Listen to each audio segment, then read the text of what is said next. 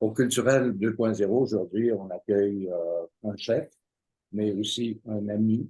Il s'agit d'Alain Trudel qui est avec nous aujourd'hui. Alain, bonjour, bienvenue. Bonjour Alain. Bonjour à vous deux. Bonjour tout le monde.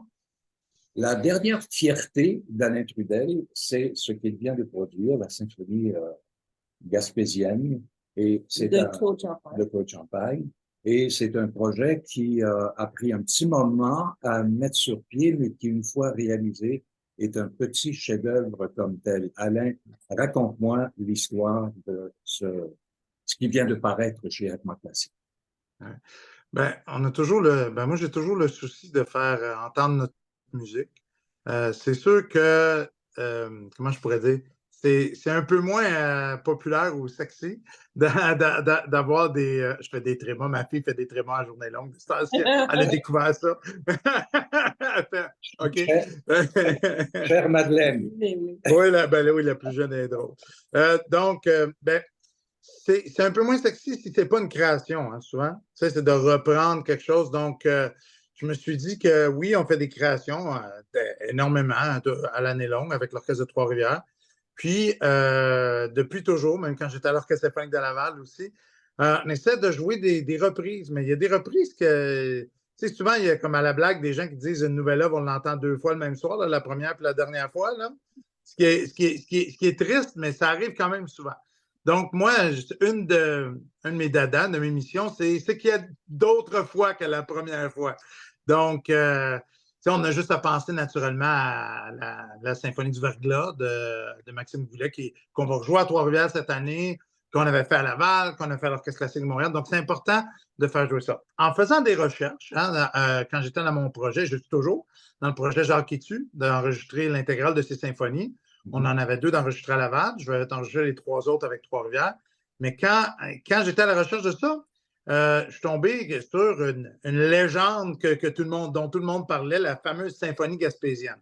Ça existe, il y a un enregistrement d'archives qui date probablement de la création, justement.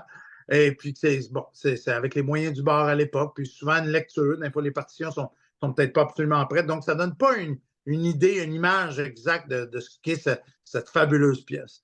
Donc, moi, je me suis dit, il faudrait vraiment faire ça. Il faudrait vraiment, vraiment enregistrer ça. Donc, ça faisait partie d'un projet avec Atma, avec l'Orchestre symphonique de Laval à l'époque, où ce qu'on voulait faire, c'est de la musique qui avait rapport avec un certain territoire. Donc, on avait cette pièce-là. On avait aussi les danses de Galanta de Kodály. On avait la suite de danses de Bartók qui parlent toujours de leur terre, pas d'accueil, mais de leur terre natale. Tu sais.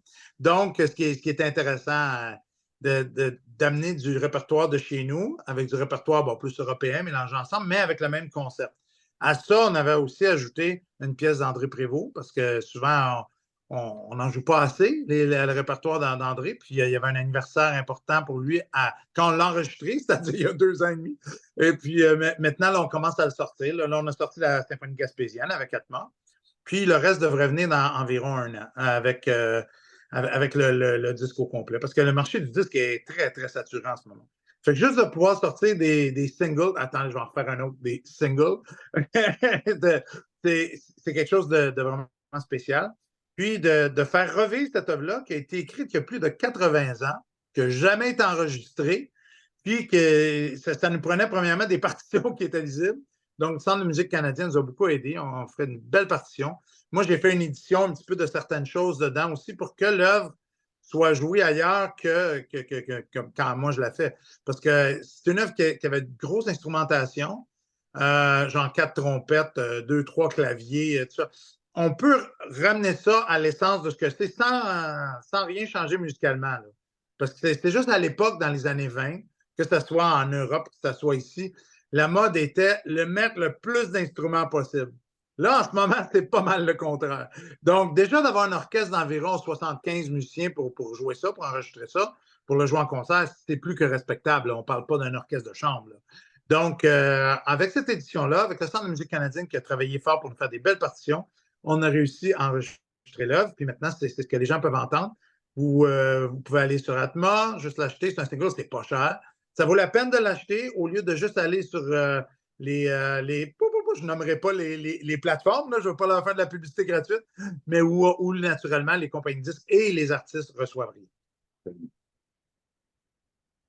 Alain, bon, J'étais perdu dans ses paroles. oui, j'étais perdue dans les paroles. Tu as été directeur musical et chef d'orchestre à l'Orchestre de Laval de 2007 à 2022. Maintenant, tu as volé vers d'autres cieux. Tu es à Trois-Rivières. Tu es aussi à Toledo. Oui. Parlons un peu de ces différents orchestres et ce qui s'en vient. Ben là, Toledo, on a commencé la saison sur les chapeaux de roue une fois de plus. On a fini la dernière saison avec Yo-Yo Ma, après ça avec la troisième de Malage, je pense qu'on s'en était parlé à l'époque. Là, on a commencé la saison avec Branford Marsalis, avec le concerto de Gabriel Prokofiev, qui est le petit-fils de Sergei Prokofiev, hein, Pierre et le Loup, Roméo et Juliette, etc. Puis là, on continue à travers la saison. On vient de finir la première partie, donc j'arrive de faire Casse-Noisette. On a une série de Casse-Noisette qui est le Casse-Noisette ininterrompu le plus long d'Amérique. 83e saison ininterrompue. Même pendant la COVID, même pendant la guerre, tout ça. Il y a eu du casse-noisette à chaque année à Toledo. Donc, on vient de faire notre série de casse-noisette là-bas. Avant ça, on avait notre Messie. On a eu plusieurs œuvres, naturellement. On a ramené Blake Pouliot, que j'espère qu'on connaît ici. Hein, il vient jouer avec l'OSM quand même assez souvent. Il est venu avec Trois-Rivières. Père de violoniste, Blake Pouliot. Extraordinaire, oui. Oui, il est venu jouer le concerto Shostakovich avec nous autres, le premier. Donc, non, c'est super. On a vraiment fait les tableaux d'une exposition. Et naturellement, ce qui s'en vient après les fêtes, on a Olga Kern qui revient jouer du Rachmaninoff avec nous. Ce qu'il y a de bien avec ça, c'est que Rachmaninoff, j'ai jamais autant dirigé le Rachmaninoff que depuis que je suis à Toledo parce que c'est comme un compositeur fétiche pour le public là-bas. Que ça soit orchestral, concerto. Donc, c'est super. Ça me permet aussi de mettre d'autres œuvres un peu moins connues au programme. Par exemple, quand on fait le deuxième de Rachmaninoff, j'ai mis le concerto pour orchestre de Lutoslavski, qui est moins connu, puis que nous, on voulait jouer depuis plusieurs années là-bas. Fait que c'est super. Mais non, c'est ça, on a plusieurs grands noms qui viennent. Je suis quand même pas mal chanceux d'être directeur artistique là-bas, aux États-Unis. Donc, ça me permet de faire plusieurs choses qui sont différentes. Les publics sont différents, les gens sont différents, les orchestres sont différents. C'est comme différentes familles. Le son est différent. C'est un orchestre très brahmsien. Comme quand on fait une symphonie de Brahms, on fait 2 répétitions, c'est fini. Donc, parce qu'on les fait tellement souvent, c'est vraiment dans leur ADN. Tandis que ce qu'on faisait pendant les années à l'avant, c'est très différent aussi. C'est un petit peu plus. C'est un son qui est un peu plus précis, justement, qui nous permet de faire énormément de répertoire. Trois-Rivières, je ne vous cacherai pas que je retrouve à peu près 50% de mes collègues que j'avais dans l'autre orchestre. Donc, c'est un plaisir. Et les autres collègues que je connais déjà, parce que veux pas, pour les gens qui nous suivent, mais qui ne connaissent pas trop l'écosystème qu'on a, à travers le Québec, il y a peut-être, je ne sais pas, moi, c'est comme si c'était un orchestre géant de 200, 250 musiciens qui est redistribué un petit peu partout parce que c'est. Non, mais c'est vrai, en Angleterre, c'est la même chose. Où les gens font du freelance, mais ils sont un peu dans un, dans l'autre. Donc, on revoit des collègues. Puis notre saison a très bien commencé. On a commencé avec. J'ai ramené l'œuvre Cœur de Gilles Bellemare à Trois-Rivières parce que c'était le premier directeur artistique de l'orchestre. Donc, on voulait faire quelque chose de spécial avec l'héroïque de Beethoven. Là, on a eu Naomi Wu qui est venue diriger la Symphonie Fantastique. Jean-Michel Malo vient de faire le concert de Noël et je fais tous les concerts après Noël. Donc, et même, je sors mon trombone le 17 février. Ah, mais ça va être avec le concert avec Lorraine Desmarais. Oui, il faut en parler. Oui, avec Lorraine Desmarais, on a appelé ça Nostalgie. C'est autour de la Saint-Valentin. Hein, puis c'est le jazz que les gens connaissent très bien, que la belle époque des big bands, ce genre de musique-là. Donc, moi, je vais jouer. Donc, je vais commencer à pratiquer. La minute qu'on a fini, je m'en vais pratiquer. C'est le premier juré. Puis après ça, on continue. Je continue. On enregistre la 4e de Jacques Etu cette année.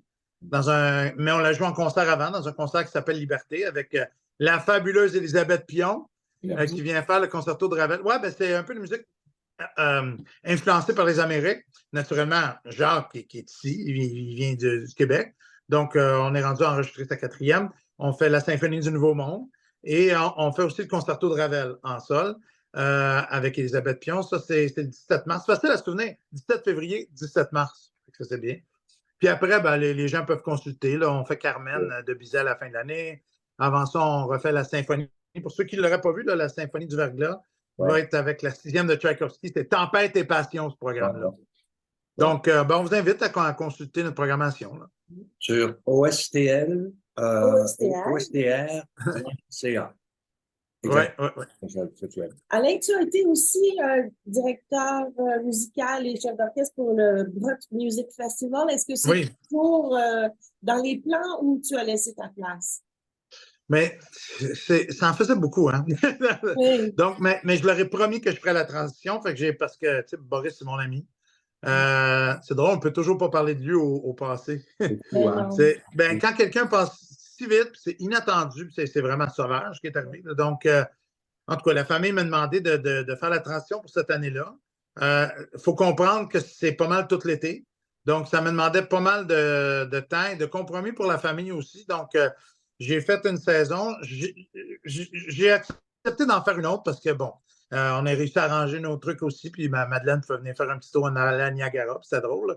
Mais aussi, ce que j'aime beaucoup travailler avec les jeunes musiciens, que ce soit quand j'ai fait l'Orchestre national des jeunes du Canada, je l'ai fait 4 fois. Donc, j'aime ça. L'Orchestre des jeunes de l'Orchestre de Toronto à l'époque. Donc, je m'ennuyais un peu de travailler avec la nouvelle génération. Puis aussi, c'est une façon de faire du repérage pour les prochains. Je dirais qu'il y a quelques personnes là, qui s'inscrivent dans les auditions là, à Trois-Rivières ou ailleurs, même à Toledo. Il y a des gens qui sont venus faire l'audition. On avait une audition pour trompette solo, qui est un gros poste là, à Toledo. Hein. C'est quand même 41 semaines l'orchestre par année. Donc, puis la personne qui est arrivée deuxième, le runner-up, c'était quelqu'un qui avait participé au festival de National Academy Orchestra. L'Académie nationale d'orchestre, en tout cas. Il faudrait qu'ils changent leur nom à un moment donné, là, parce que ça ne marche pas en français, mais c'est pas grave. Mais là, oui, effectivement, j'ai fait ces 2 années-là. J'ai adoré ça. Mais non, ça me prend du temps l'été, du temps de famille aussi. Là. Ça va faire du bien. Alain, comment tu arrives à concilier ton travail à Trois-Rivières, à Toledo? Oui, justement, tu parles de vie de famille. Comment tu arrives à tout faire ça? C'est comme un gros casse-tête qui se fait 1 an ou 2 d'avance à chaque fois, mais avec la flexibilité pour changer des choses. Ça prend de la flexibilité de la famille aussi. Je pense que on essaie de s'accommoder tout le monde. En même temps, c'est pas évident. Là. Je sais que c'est une des raisons pourquoi l'été, avant, j'en faisais moins, puis je vais retourner à faire ça un petit peu là, parce que c'est un temps où moi, je peux donner du temps aussi un peu plus. Mais non, c'est surprenant. Quand on est bien organisé, quand on dit que quand on veut quelque chose soit fait, il faut demander à quelqu'un qui est occupé. Là. Quand on veut quelque chose soit organisé, il faut quand même demander à quelqu'un qui est toujours en train de s'organiser. C'est une vérité. Donc, je pense que c'est un peu ça. Pardon? C'est une vérité de la palisse, ça. Oui. non, mais c'est vrai. Je veux dire, si on est organisé et discipliné, c'est sûr qu'il n'y a pas vraiment de. Je décide pas un mardi après-midi, hey, attends, on va sortir ça. Non, ma vie est pas mal gardée comme ça, mais en même temps, c'est comme vivre un rêve de faire ce qu'on veut faire dans la vie. Tu sais, il y a beaucoup de gens, je suis toujours de bonne humeur quand je fais les conférences avant concert. Justement, c'était à Toledo. Puis il y a quelqu'un, on me demande s'ils ont des questions, naturellement, à la fin, ou des remarques, quelque chose. Puis il y a quelqu'un qui lève sa main et dit Maestro, vous avez toujours l'air de bonne humeur. C'est vrai, ça? Les gens veulent savoir si c'est une personne. Hey, encore des guillemets aujourd'hui. Mais, je peux témoigner ça, tu peux être sûr. Non, mais ce que je lui ai demandé, moi, j'ai dit qu'est-ce que vous vouliez faire quand vous aviez, mettons, 11-12 ans? Tu sais, astronaute, policier, quelque chose, je ne sais pas, ou docteur, mais peu importe, là, tu sais. Puis là, je dis, OK, moi, quand j'avais 12 ans, c'était ça que je voulais faire. Je voulais être musicien à plein temps. Je voulais faire de la musique, toujours faire des nouvelles pièces, écrire de la musique, faire de la nouvelle musique. Puis là, je vis ça. Fait que comment je pourrais ne pas être de bonne humeur? Alain, comment se dessine ton temps des fêtes? Vas-tu avoir un peu de temps pour te reposer? Oui. Ah oui.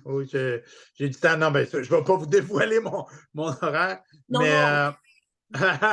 mais, non. mais quand même, oui, beaucoup de temps en famille, parce qu'il y a Madeleine, mais il y a aussi Alexis, Olivier, Elisabeth. Donc, on passe pas mal de temps ensemble, puis on s'amuse. Ah, tiens, c'est la pochette. Elle est belle, hein, la pochette? Elle est vraiment superbe, cette pochette. Ouais. Non, ils ont vraiment fait quelque chose de très bien. Atmos, c'est une super compagnie. Oui. Et avec on est chanceux de les avoir. Tu as une aventure qui est dure avec Atmos aussi. Hein? Oui, depuis plusieurs années, autant comme... Je me rappelle du Respighi. Oui, vraiment très, très fun, ce travail avec. Oui, puis c'est important d'avoir des projets qui sont différents aussi, différents des autres. Absolument. J'aurais beau faire une très bonne héroïque ou Satiane de Beethoven. Je veux dire, dans le fond, c'est qu'on se bat contre des fantômes dans ce temps-là. Les gens vont dire, oui, c'est bon ton événement de Beethoven, mais te souviens-tu, Furtwängler, que maintenant, à peu près personne n'a vu parce qu'ils sont tous décédés, ceux qui ont vu. Donc, on se souvient de ça, naturellement, ça va être extraordinaire. Puis, j'arriverai jamais à ça. C'est pas ça l'idée. Mais de dire, bon, ben, c'est bien d'arriver avec des projets où on peut faire du bien dans notre communauté, où on peut faire du bien dans notre communauté musicale aussi. Exact. Où les gens se disent, OK, on n'a pas oublié nos compositeurs. Hein? Fait que Ouais, moi, c'est un peu une de mes missions. En conclusion, Alain, j'aimerais ça rappeler que ta discographie chez Atma Classic est disponible sur le site de Atma Classic. Mm-hmm. Il y a plusieurs choses là. Et en même temps, c'est l'occasion, parce qu'on a un peu de temps dans la période des fêtes, d'aller écouter ton travail parce que tu es un chef remarquable et tu as une production discographique qui est vraiment impressionnante. Alors, là-dessus, on va se quitter. On va te souhaiter un joyeux temps des fêtes et on se donne rendez-vous le 17 février à la salle Antonio Thompson parce que moi, je vais être là pour t'entendre jouer du trombone avec Lorraine Desmarais à oui. Symphonique de Trois-Rivières. Joyeux temps des fêtes à vous. Merci beaucoup. À bientôt.